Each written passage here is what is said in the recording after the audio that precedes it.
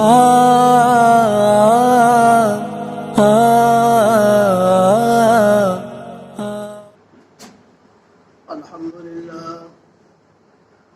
لله نحمده ونستعينه ونستغفره ونؤمن به ونتوكل عليه ونعوذ بالله من شرور أنفسنا ومن سيئات أعمالنا من يهده الله فلا مضل له ومن يضلل فلا هادي له ونشهد أن لا إله إلا الله وأشهد أن محمدا عبده ورسوله أما بعد فأعوذ بالله من الشيطان الرجيم بسم الله الرحمن الرحيم إنما الصدقات للفقراء والمساكين والعاملين عليها والمؤلفة قلوبهم وفي الرقاب والغارمين وفي سبيل الله وابن السبيل فريضة من الله والله عليم حكيم صدق الله العظيم.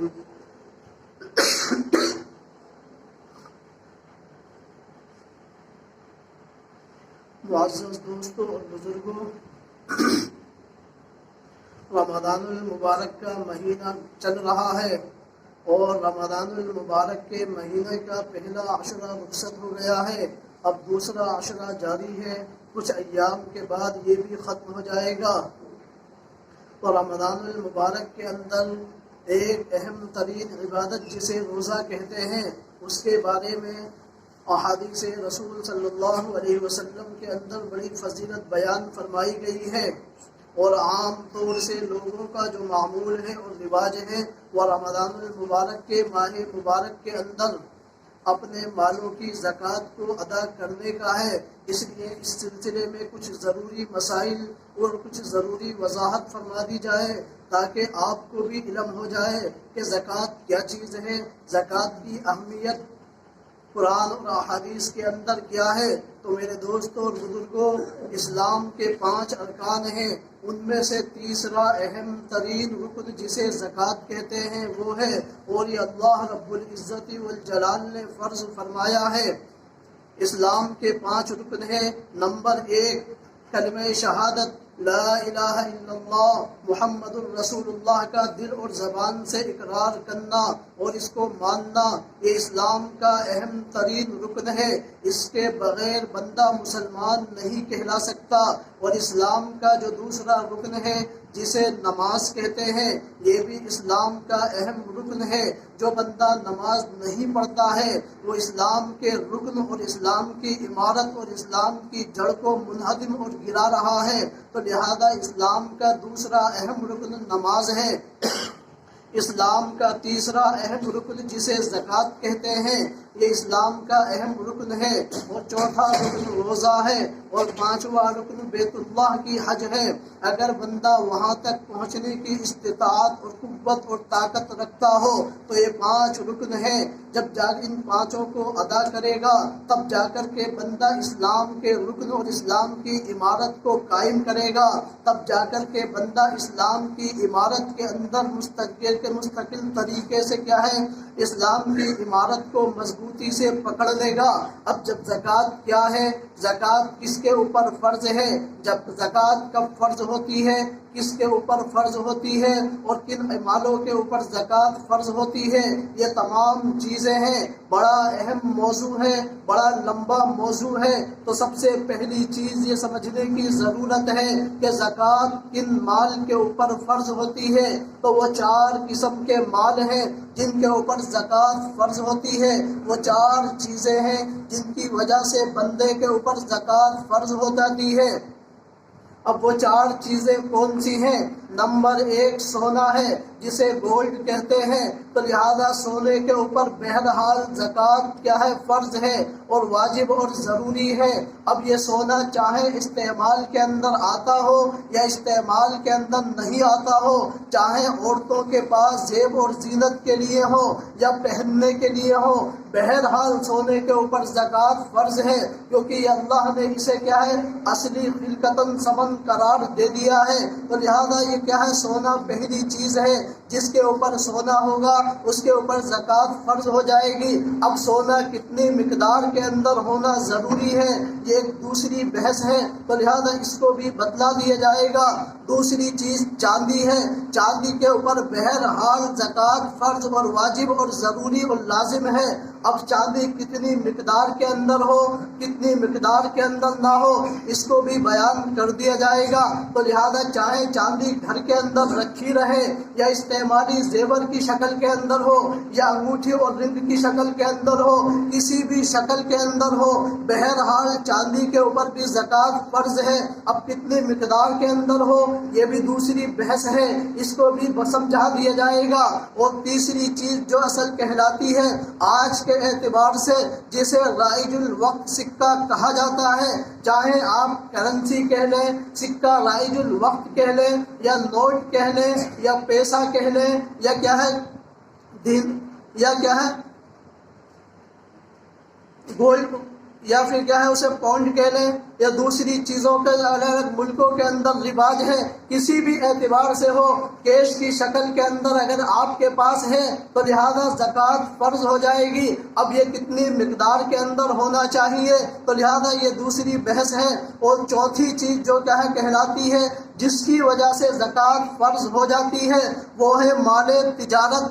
اب مال تجارت کیا ہے؟ یہاں پر لوگ گڑبڑی کرتے ہیں۔ مال تجارت وہ نہیں ہے جو آپ کے پاس تجارت کے طور کے اوپر ہو، یہ ہمارے معاشرے اور سماج کے اندر ہے کہ مال تجارت وہ مال کہلاتا ہے جو تجارت کی غرض سے ہو۔ نہ مال تجارت وہ مال نہیں ہے، بلکہ تجارت کا مال شریعت کے اندر وہ کہلاتا ہے جس کو آپ نے اس نیت سے خریدا ہو کہ کچھ پیسے بڑھ جائیں گے تو میں اس کو بیچ دوں گا اور اس کو فروخت کر دوں گا، یہ شریعت کے اندر مال تجارت کہلاتا ہے۔ اب اس مال تجارت کی مقدار اگر اتنی ہے کہ 52.5 تولہ چاندی کی ملکیت کو پہنچ جائے، اس کی مالیت کے برابر پہنچ جائے تو اس بندے کے اوپر زکوٰۃ فرض ہو جاتی ہے۔ تو لہذا کون سی چیز ہے جو مال تجارت کے اندر آتی ہے؟ مثال کے طور پر فرض کریے ایک شخص کے پاس 10 کیا ہے بنگلے موجود ہیں، اس کے اندر ایک کے اندر تو وہ رہتا ہے اور جو 9 خالی پڑے ہوئے ہیں اس نے کرائے کے اوپر اٹھا دیے ہیں۔ اب آپ مجھے بتائیے یہ جو 9 بنگلے ہیں اس کے اوپر زکوٰۃ فرض ہوگی یا نہیں؟ کیونکہ 9 بنگلے اس کی ضرورت سے زائد ہیں تو زکوٰۃ فرض ہوگی یا نہیں؟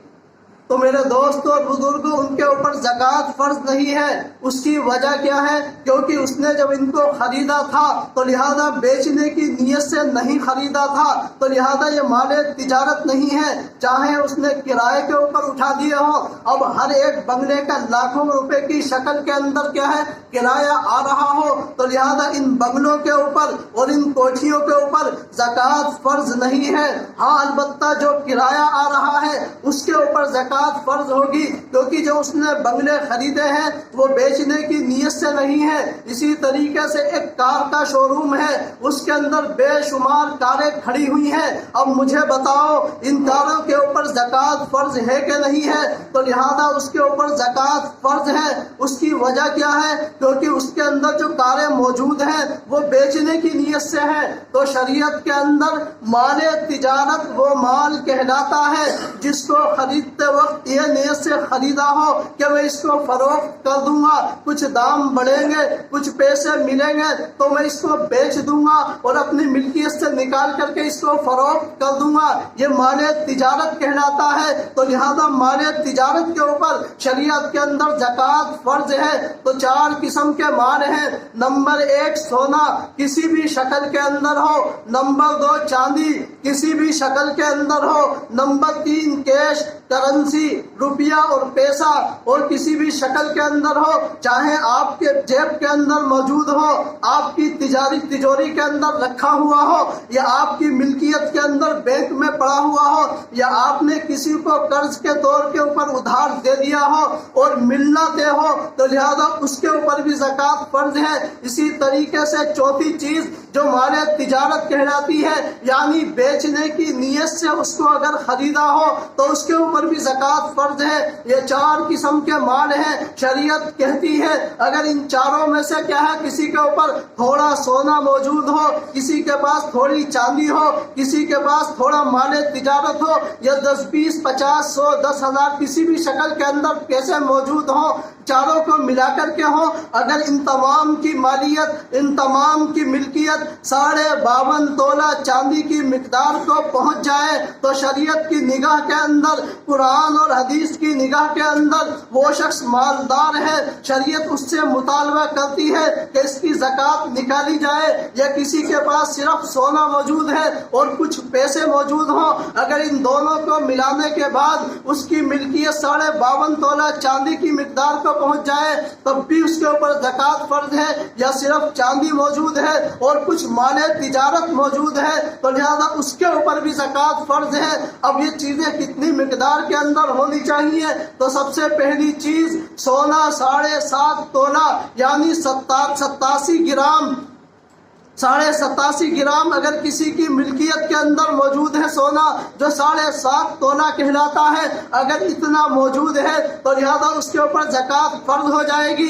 لیکن ایک شخص یہ کہتا ہے میرے پاس 2 تولہ سونا موجود ہے اور کچھ نہیں ہے، تو لہذا اگر اس کی جیب کے اندر 1 روپیہ بھی موجود ہے یا 2 روپے بھی موجود ہے تو لہذا ان دونوں کو ملایا جائے گا۔ اس کے بعد اگر ان کی ملکیت 52.5 تولہ چاندی آج کے ریٹ کے اعتبار سے 40 45 یا 50 کے بیچ کے اندر اگر اتنی مقدار پہنچ جائے، اتنے روپے اس کے بن جائے تو شریعت کی نگاہ کے اندر یہ شخص مالدار ہے۔ شریعت اس سے کہتی ہے کہ زکوٰۃ کو نکالے اور زکوٰۃ کو ادا کرے۔ اسی طریقے سے 52.5 تولہ چاندی ہے، اگر اس کی مقدار بھی اتنی رقم کے برابر پہنچ جائے تو لہذا اس کے اوپر بھی زکوٰۃ فرض ہے۔ یہ کیا ہے کیش کی شکل کے اندر ہو وہ تو موجود ہے ہی، اگر مال تجارت موجود ہے، ایک فیکٹری ہے اس کے اندر بے شمار کیا ہے خام مال پڑا ہوا ہے، تجارت کی غرض سے دوسری چیزیں موجود ہیں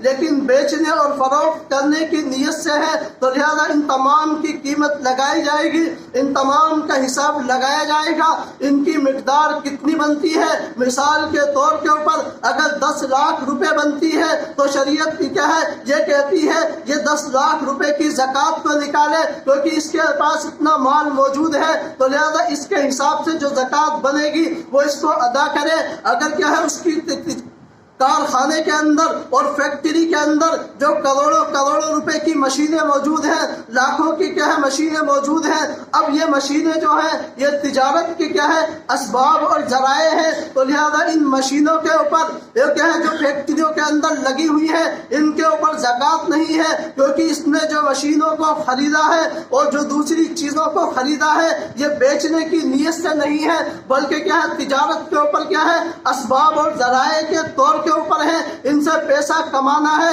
کیا ہے خام مال تیار کر کے تو لہذا ان کے اوپر زکوٰۃ ہے، مشینوں کے اوپر زکوٰۃ نہیں ہے۔ تو لہذا 52.5 تولہ چاندی کی مالیت کے برابر اور مقدار کے برابر اگر کسی شخص کے پاس کیا ہے اتنا پیسہ موجود ہو 40-45 ہزار کے برابر تو لہذا وہ شخص زکوٰۃ لینے کا مستحق نہیں ہے بلکہ زکوٰۃ دینے کا مستحق ہے۔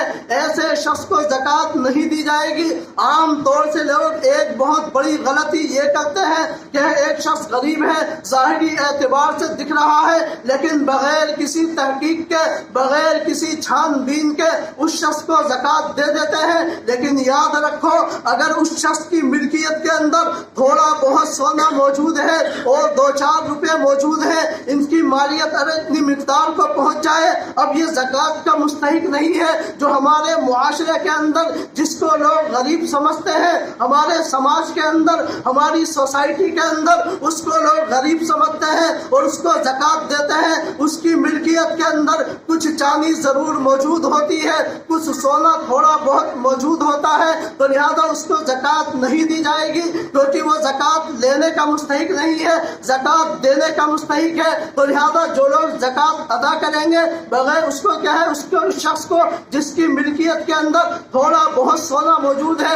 اور 2-4 روپے جیب کے اندر ہے، اس کی مالیت کو اگر ملایا جائے تو لہذا یہ زکوٰۃ کے برابر پہنچ جائے گی، تو لہذا ان لوگوں کی زکوٰۃ ادا نہیں ہوگی۔ تو لہذا جب زکوٰۃ دیں بڑی سوچ سمجھ کر کے، مکمل تحقیق کے بعد، مکمل کیا ہے حساب کے بعد اور اس کا اندازہ لگانے کے بعد، تحقیق کرنے کے بعد تب جا کر کے زکوٰۃ ادا کریں، کیونکہ زکوٰۃ اسلام کا اہم رکن ہے۔ اللہ رب العزت والجلال نے ہمیں مال کا مالک بنایا ہے۔ مال کا مالک بنانے کے بعد اللہ نے یہ نہیں کہا ہے مکمل مال اللہ کی راہ کے اندر دے دیا جائے، مکمل مال زکوٰۃ کے اندر دے دیا جائے یا صدقے کے اندر دے دیا جائے، نہ مال اللہ نے دیا ہے اور اللہ ہی ہم سے مطالبہ کر رہا ہے صرف 2.5% کا، یعنی 100 روپے اگر ہیں تو لہذا 100 روپے کے اندر صرف 2.5 روپیہ کیا ہے زکوٰۃ کا اللہ نے مطالبہ کیا ہے۔ لیکن اس مطالبے کے بعد مال کم نہیں ہوگا۔